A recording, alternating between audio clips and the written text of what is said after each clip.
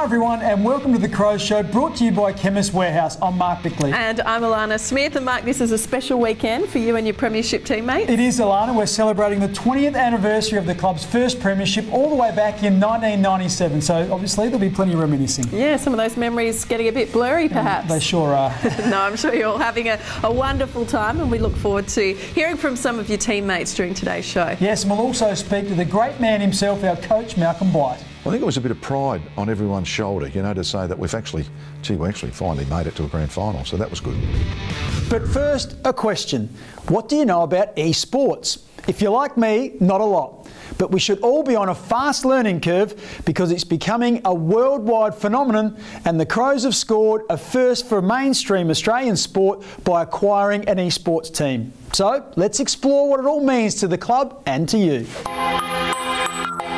Esports started back in the 1990s in Korea, where people started playing each other in teams on video games. And since that time, the internet and speed has increased, and now what's happened is teams are forming all over the world, playing each other on different platforms. You've got League of Legends, you've got CSGO, you've got Super Smash Bros, Overwatch. There are quite a few games that people are competing against, and lots of people are watching the best players in the world play each other. Globally, there's probably 250 to 300 million people that are either playing those particular games or viewing esports, and it's growing every year. And it will continue to grow. In Australia, there's about 1.5 million people that participate. It is an opportunity for the club. It's an opportunity for us to engage with a different market, a non-traditional sporting market. So we're the first club to enter esports in Australia. Many sporting clubs overseas, Manchester City, Miami Heat, the Philadelphia 76ers have all bought esports teams. So globally it's occurring, and in Australia we're the first to do it. So other clubs I know in the AFL are looking at the space, and the NRL, and I expect other clubs to get involved. Certainly something to watch closely. Well, we've seen already how forwards coach David Teague goes about his game reviews with individual players. Now, let's sit in on a session with ruck coach Matthew Clark and Big Sam Jacobs. Yeah, I thought I was all right. I didn't think I was, outstanding or anything, but I thought I just was pretty good in all areas. I thought fundamentally I was pretty sound, and I guess the biggest thing for me to come out of the game was my improved team D. Yeah, no, I agree, absolutely. In fact, I think it was a pretty strong game, mate. Pretty good nick. This clip here, mate, so this is exactly what you're talking about in terms of team D focus. So ball in deep in back pocket, but then as soon as this shifts, as opposed to probably the game against Martin. Yeah. This time straight away on the move, ball gets held up sort of half-back flank, and you've got preferred position on your opponent.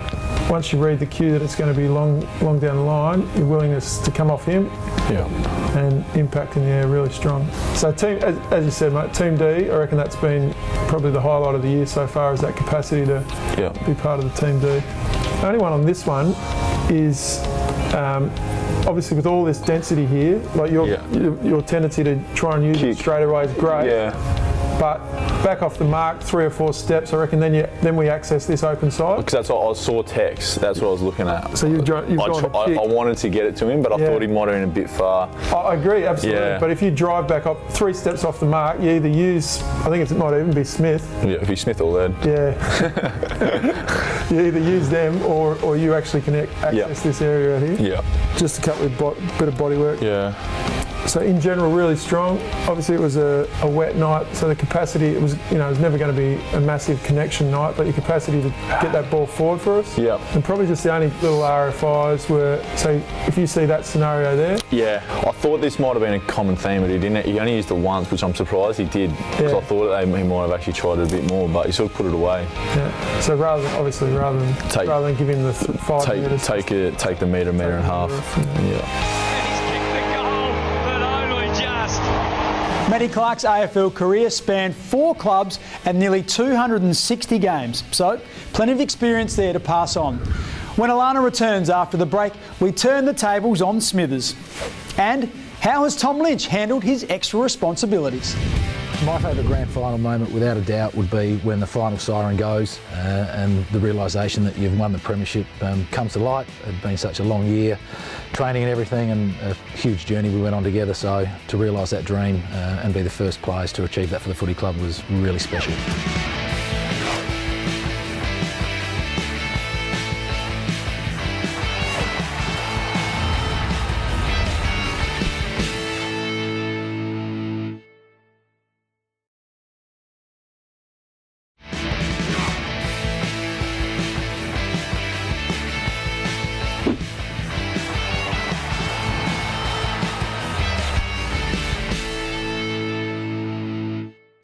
Welcome back. In the club's short history, Malcolm Blight holds a very special place. Normally each week we speak to a former player in the segment Flying the Nest, brought to you by Flight Centre. But today we thought it appropriate to hear from the flag-winning coach. So we went to the Gold Coast to see what he's up to these days and recall some of his Premiership memories. These days, Malcolm Blight divides his time between the golf course and his role as club ambassador for the Gold Coast Suns. I keep mildly busy, only mildly. Recalling the '97 grand final, Blight says he was haunted by memories of his Geelong days. I didn't sleep very much. There was a thing called losing grand finals hanging over my head. The unavailability through injury of several key players, including Modra and Rasciuto, meant added pressure on four relative newcomers: Edwards, Goodwin, McLeod and Johnson. With those really good players being out, was this young group going to be good enough now, as it's turned out? Those four you've all mentioned became absolute stars. Nearly all going to play over 300 games or win best and fairest. It was quite freakish. And of course, his inspired moves with Darren Jarman, who kicked 6 goals. Darren was just a wonderful player, and what else can you say? To try and put him where the action was, I reckon, as my role as coach was actually try and do that. I said to him, I dreamt this thing about you going from the middle and actually playing full forward from the centre of the ground, which I think he laughed at it, which is fair enough too. And actually, as I said in the grand final, it worked out really well. The fact unknown is that the Crows kicked 14 goals straight in the second half in a grand final. There was only 1 point, it was a rush point. So that was a remarkable effort of skill. 20 years certainly haven't dulled some memories. I was as happy as hell. I mean, I got the chest pumps up and you're smiling and laughing, and I thought, oh yeah. I mean, I was rapt rather than relieved. Of course, some fans still refer to him as Malcolm the Messiah. Now, quality and consistency are probably two of the attributes that, above all else, players need to show each week. Tom Lynch exemplifies just that, and he's quickly becoming Mr. Reliable. He's certainly made the most of his opportunities since being traded by St Kilda ahead of the 2012 season, even joining the Crows leadership group this year. Not much has really changed for me personally.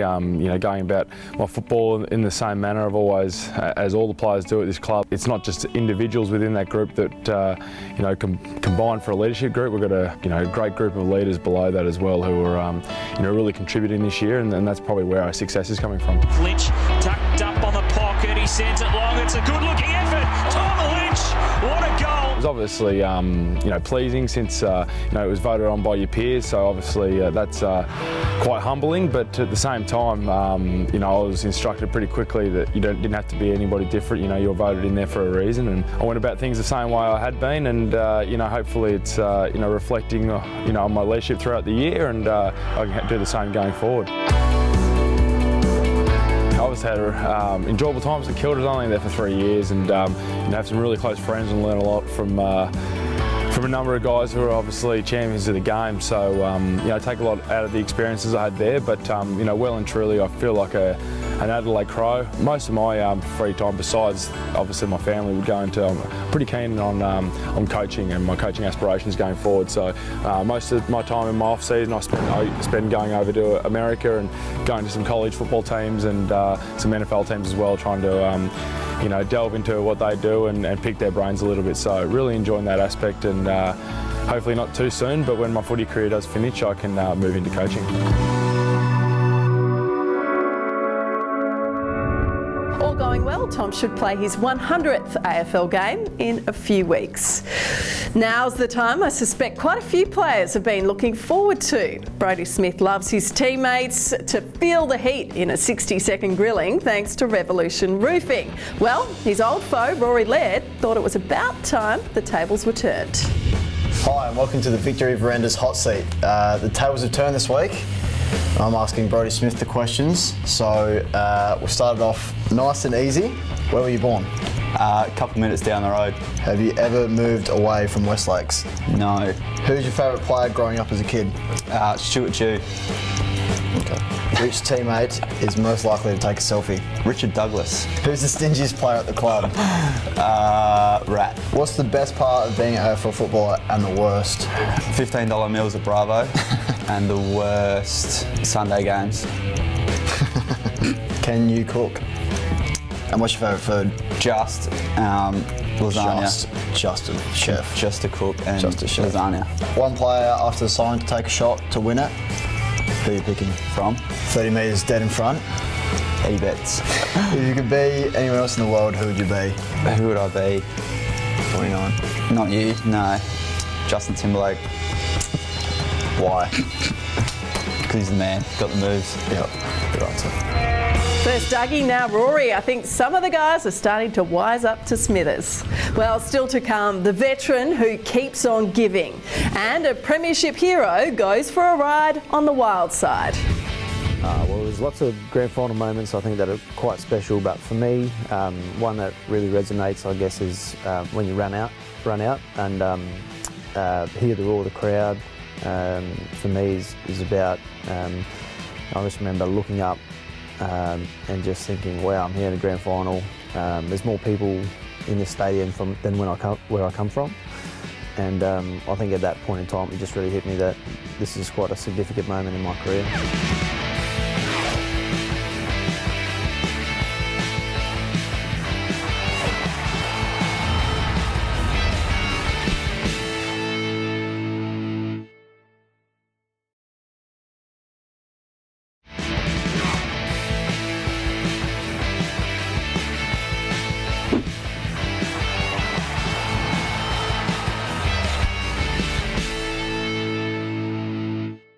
Gone from the senior side, but certainly not forgotten, Scott Thompson continues to be an outstanding mentor for the younger Crows as a member of the leadership group. After injury interrupted his pre-season, the 300 gamer has been running into form in the Sandful. Pressure on, there it is, it's out. Thompson, stand start, fantastic finish. The body is actually feeling quite good now. I've got 4 or 5 games under my belt, which has been nice to be able to string them together consistently. But yeah, throughout the summer it was no doubt a little bit of frustration there with a few little niggles I had going on. A little shoulder issue at one point, and then got myself up and ready to play in some Sandful trials and copped a whack to the pelvic area in one of those games and then stirred up a calf from there. So it was a bit stop-start there for a while, but it's been good to get some consistency and some performances over the past couple of weeks. All in dispute, Thompson finds it again. Throughout the pre-season it was said that throughout this year it was a playing, coaching type role, but for me first and foremost I'm still a player. That's why I'm here. It's about finding the right balance between having myself ready to go and be ready for the next level if I'm required versus trying to focus on other areas, especially working closely with some of the younger boys, probably a little bit closer than what I have in previous years. Really enjoyed working with some of them. Some of them are quite raw, so watching them improve and work on their game and see little parts improve week after week's enjoyable. So good defensive work, Scotty Thompson. It is a long year, you know, footy seasons are a marathon, so yeah, I just need to make sure I'm right in playing the footy that's required to be able to play at the next level again. I'm certainly backing my own ability in to get back there if I'm required and see what happens throughout the back half of the season. Thompson can let it go, and he does. Scott Thompson's still plenty to offer this club. 20 years ago, Matthew Robran was a high-flying, long-kicking centre-half forward who helped win the club's first flag. Today, we'll bring him back down to earth and behind the wheel of our Toyota Hilux to see how he handles the challenge of negotiating a special four-wheel drive course at Saunders Gorge outside Adelaide.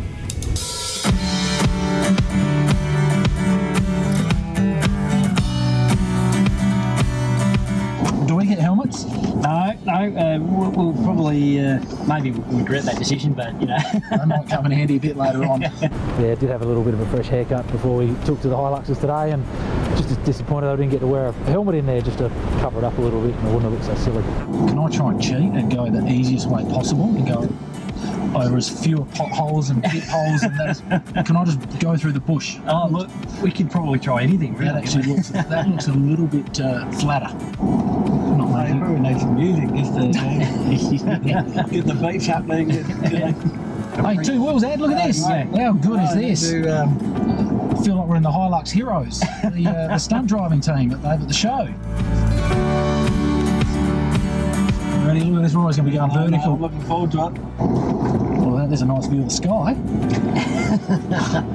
Oh, I love going up the steep hill. It's not often you can drive a car and you're looking at the sky, and then when you're coming down it, you're looking at the ground. So, yeah, it's good fun. Well, that was sensational. I've never done anything like that in my life. You did really well. Okay, Matty, maybe the best we could say about that effort is you tried hard. You may be trailing the field of past and present players at this stage, but take heart, there's still half a season to go. Now for our weekly look at some of the highlights from social media. Remember, by joining the Crows on Facebook, Twitter and Instagram, you'll get exclusive insights and breaking news every day. We see plenty of good goal celebrations at Adelaide Oval, but they don't get much better than this one when a lucky punter won $5 grand cash thanks to our good friends at Triple M and Victory Verandas. Speaking of goal celebrations, poor old Josh Jenkins didn't get much love from Charlie Cameron here. Stay with us on our 20-year Premiership special. We'll see what's cooking with Daniel Talia and find our crow in the crowd. My favourite grand final moment would definitely have to be the time when Cavo grabs the ball, does a pretty average kick. I chase it down, making it look exceptionally good. Then I pass it on my left foot to DJ. He takes a great mark, kicks a goal.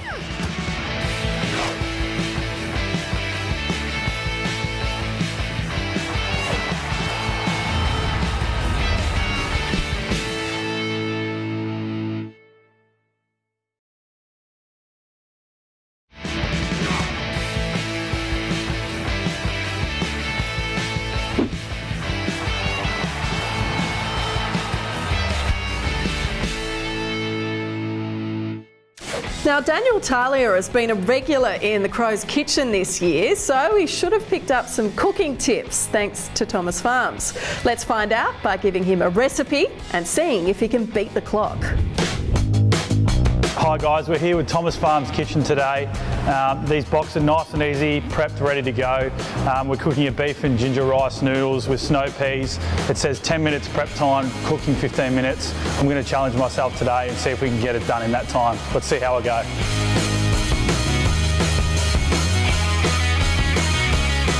It's noodle o'clock. Fill the kettle and boil. Put the noodles in the heat-proof bowl, cover with boiling water. Once soft, drain and set aside. I think even I can do that. So we've got the noodles here, rice noodles going in. We're going to boil these. We're just going to put the mince on. Bit of salt. Now we're going to prepare our aromats here. So we're going to chuck this and fry them. It's got onion, chilli, garlic and that. So now we're going to drain the noodles.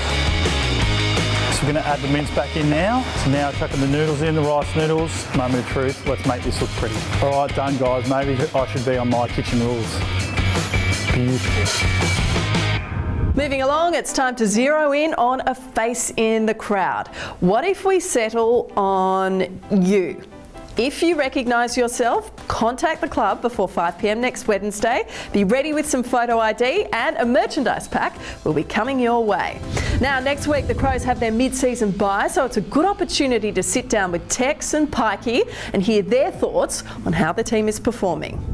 That's about all we have time for you today on The Crows Show, thanks to Chemist Warehouse. We hope you've enjoyed hearing from some of our 97 Premiership winners. Of course, many of them, like Bix, went on to experience back-to-back glory. Yes, great memories. Don't forget to visit the club website, afc.com.au, for all the latest news and player profiles. Thanks for joining us, and we look forward to your company again next Sunday at 11:30 on 7. Bye for now. See you then.